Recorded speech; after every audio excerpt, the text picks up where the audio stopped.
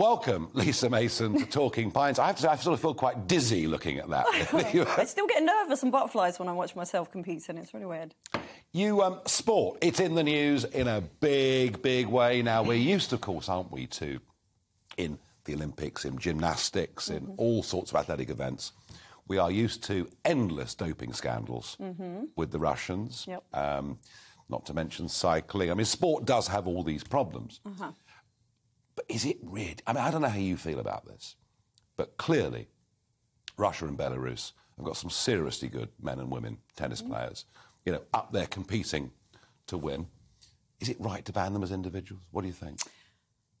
Personally, I don't think it is. I think that the decisions that are being made by the Russian government are decisions being made by the Russian government to discipline, I guess you would word it as, discipline these athletes for something that they're not doing, that they have openly disagreed with publicly. I don't think it's right. I'm sure there could be a loophole somewhere where, you know, they could compete unattached, if you will, not put the Russian flag there. But it's not going to happen, is it? Because Wimbledon have made this decision. You know, the French Open haven't taken that decision. Yeah. I worry what precedent it may set. I mean, I really, really do. But sport, as I say, sport is always surrounded by controversy. It's really interesting. I've always sort of thought that young people getting involved in sport is a great thing. Not just it gets them off the streets, but it teaches them discipline. It teaches them they've got to get up in the morning and do things. And with you, gymnastics started very, very early, didn't it, in life? It did. I started at 5. So, yeah, I was caught on climbing on my house roof with my 3 brothers. So my mother needed to channel my energy somehow and put us all into gymnastics classes. But you, from the age of 5, and as you're going through those developmental years, you weren't just doing gymnastics for fun, were you? You were doing gymnastics seriously, training. Yeah, I think I got to the age of around 10, 11, and it was quite adamant that I had a talent. And within gymnastics, you know, especially back then, it was very much, you can only be a gymnast from a certain age. You know, once you're an adult, you can't be a gymnast because of the whole Nadia Comaneci thing and everyone looking at that and thinking, that's how you do it. And back in the day, that was how you did it. So it was very much, OK, so if you're going to do this and you're going to, you know, go for the Olympics and, you know, you need to come out of school and you need to live with your coaches and you need to train 6 days a week, 8 hours a day and, you know, not have a childhood and not see your friends. And so how much pressure were you put under? The thing is hard. I was a kid, so I wouldn't really look at it as pressure so much. I think I was very conscious of the fact that I realised how much my family had sacrificed and were sacrificing, not just my mum and my dad, but my brothers also, you know. There were things that they wanted to do and a lot of the time they couldn't do it because I had a gymnastics competition, for instance. So I think there was this conscious thought in the back of my head, like, you can't just quit, you know, because everyone's relying on you now. Is it good to put kids under that much? Is it good to put 10-year-old kids under that level of pressure and expectation? I think this is where I've always kind of had the disagreement with, especially in diving and gymnastics, more so because they're the only sports that allow 15-year-olds to compete at the Olympic Games. And I do think it's too much pressure. And there's a big difference between, you know, training a child and putting fear in them to do something because they're not old enough to understand it. So you're putting pressure on them to do something you know that they can do. But ultimately, when you're an adult, you understand it. You understand that you've got to put in the work in order to get a result. And I don't think it's fair you're putting all this pressure on these children. You know, they put you as a kid on prescription drugs. Yes, ultimately, yeah. Yeah. I mean, you don't question it because it's very much like, OK, well, this hurts. OK, we'll go see the team doctor and they will just give you a nice little bright yellow pills. And as long as those pills don't break the rules... Yeah. This is it. These are quite troubling questions, aren't they? Yeah. I mean, like I said, my first time round, it was very different.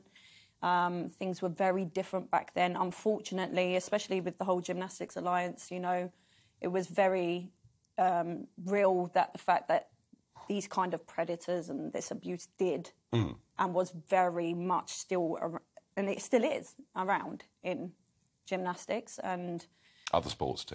Absolutely, other sports as well. So it's very difficult because this all coming out and, you know, exposing a lot, and a lot of it is about re-educating people. And I do believe that people can change. And like I said, when you brought up in an environment where you're taught that this is the only way to do it, if it's not broke, don't fix it, you have to re-educate people to say, well, actually, you know, maybe screaming at them and sitting on a 10-year-old to push them down into spits is not the best idea. No, there are quite... However, with you, it kind of worked, because you went on, you got to where you wanted to get to, you took part in the Olympics, you took part Commonwealth Games, World Championships. I guess, was the highlight the Commonwealth Games? Do you know what? Yeah, Commonwealth Games was so much more fun than the Olympics. I think because, obviously, the Olympics is so many more countries and you've got, like, the likes of America and China and things like that. Commonwealth Games is a little bit more relaxed and I actually went in there and I won my gold medal on an event that I really wasn't supposed to win on. I messed up on the event that I could have quite easily walked and won that. But, yeah, so it was nice because I was so shocked I didn't even think that I'd make the final, so to win the gold. There we are, more clips, you see, as we speak. No, I mean, obviously that's fantastic, and, you know, all that tough stuff you went through as a kid, but you got somewhere, you achieved things, and incredibly, you retired age 19. 18. I said, it just seems incredible. So that's it, you washed up, you finished. Well, it was basically, I mean, that was the mindset back then. It was very rare for a gymnast to do more than one Olympics. It was the mindset of if you've got a woman's body, you're no longer good enough, you know, and that's definitely changing now. And like I said, knowledge is power. And you must have felt very empty. Yeah, I think I was just very lost, I think, you know, and it's kind of, you give your life and your soul, your blood, your sweat, your tears to a federation that's supposed to protect you. And, you know, they make you leave school. And you're retired before you're an adult. And then it's kind of like, thank you for everything you've done. Yeah. Sort of and live a normal life, you know, so... Very difficult.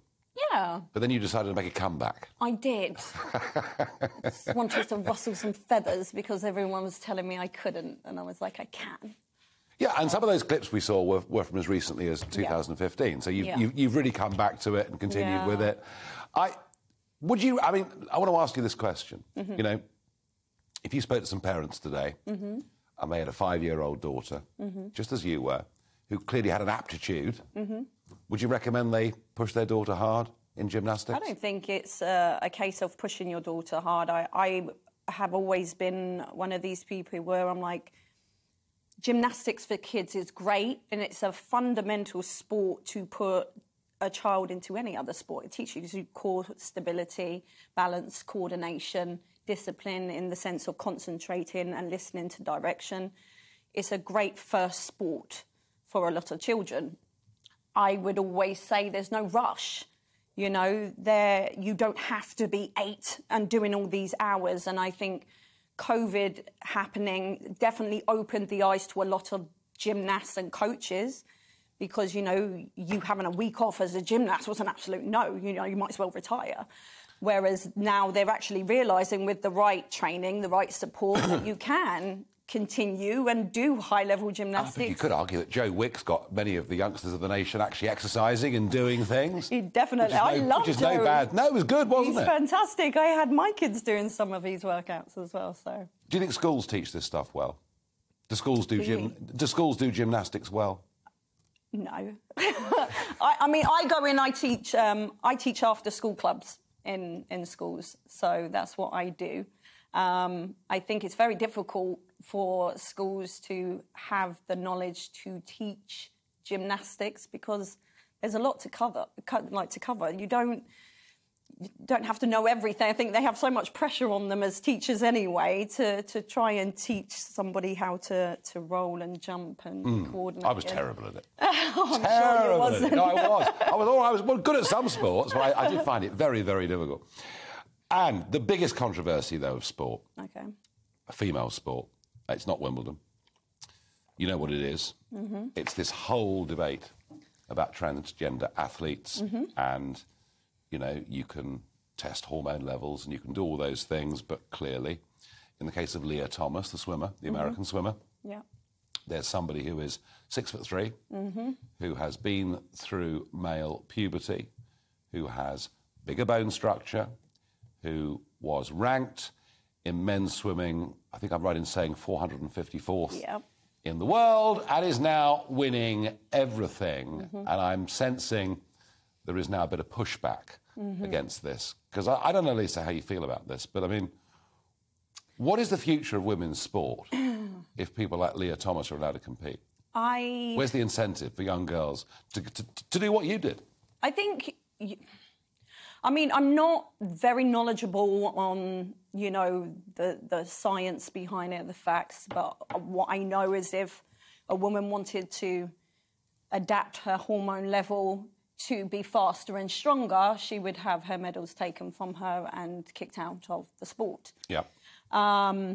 Naturally, men are faster and stronger, and even if you're taking hormones to reduce that, you're still going to be faster and stronger than women, as the results from the swimmer is showing. I don't think you're going to have many women that will identify as men competing in the men category for, I mean, obvious reasons. Well, there might be one or two, but... There might be one or two, but the likeliness of you being the best... Again, this is from my... So what do we do? I think they should be allowed to compete. I think that, you know, there should just be a category. Their own category. And I think you have women's, you have men's, and you can have trans for men and trans for women. I think there should, you know, it should be a even and fair field to play in. But then you have to have enough for everyone to compete. I'm going to say, I mean, if there are huge numbers of entrants for male and female categories, and about 3 people enter... Exactly, so that's the difficulty, because as the Olympics... And to give that gold medal equivalence... listen, I don't know what the perfect answer is. Exactly. But it is a threat to women's sport, isn't it? I mean, ultimately, yes. And I just don't think, unless... the only way you're going to kind of level the playing field is if you allow, I believe, women to be taking something that can enhance their performance to level it out. And that's about the last thing we want to do, isn't exactly, it, really? Because as an athlete, we all know that that's not right and that's not fair. So. Sporting controversies will go on and on and on. And I want to say thank you, Lisa, for joining me on Talking Pints. Thank you very much indeed. Cheers.